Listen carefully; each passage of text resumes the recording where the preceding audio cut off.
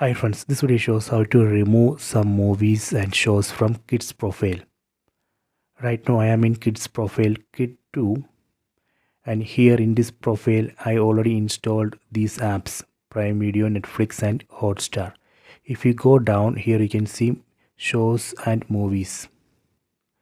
Here let me try to hide this show. Let me select one show, select one icon, then press and hold.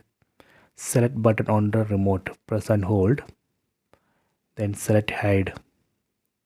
Again select hide. See, done. So this way we can hide show or movie.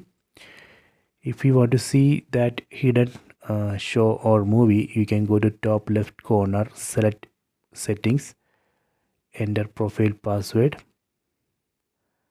go down, select hidden movies and shows. See, here you can see hidden movies and shows. From here you can select one, and if you want you can select show. You can try this. I hope you have enjoyed this video. Please subscribe this channel, please like and share the video.